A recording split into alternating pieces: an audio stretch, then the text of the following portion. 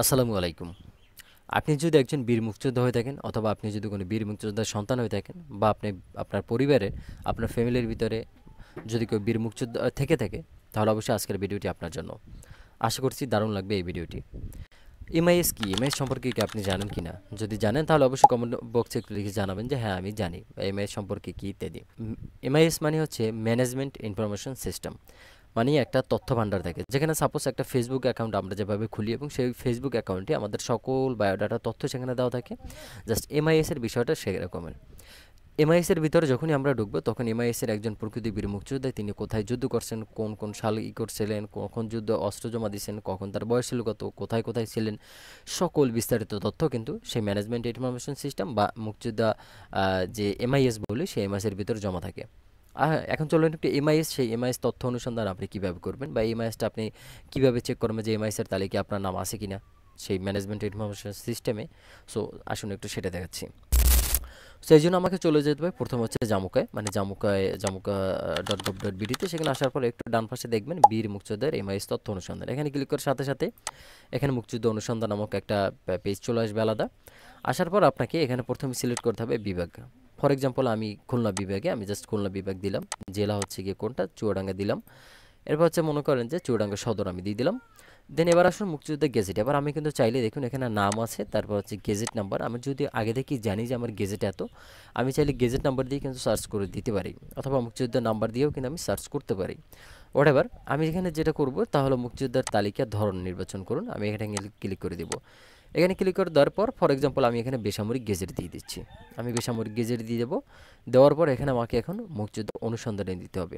অনুসন্ধানে দেওয়ার পর দেখুন আমাকে এখানে চলে আসছে কিন্তু 499 জন আছে। কোথায়? খুলনা বিভাগের চুয়াডাঙ্গা জেলায়, এবং উপজেলা হচ্ছে থানা, মানে উপজেলা বা থানা চুয়াডাঙ্গা সদরের ভিতরে টোটালি 499 জন আছে প্রকৃতি বীর মুক্তিযোদ্ধা।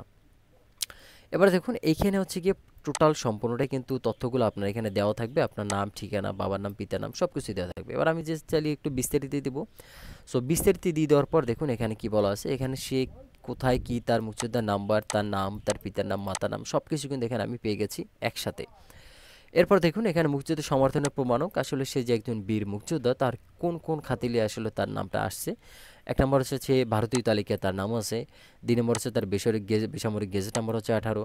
তিন নম্বর হচ্ছে লাল মুক্তিবার্তা ছিল তার এত। তিনটা প্রমাণকের ভিত্তিতে সে একজন প্রকৃত বীর মুক্তিযোদ্ধা হিসেবে আখ্যায়িত হয়েছে।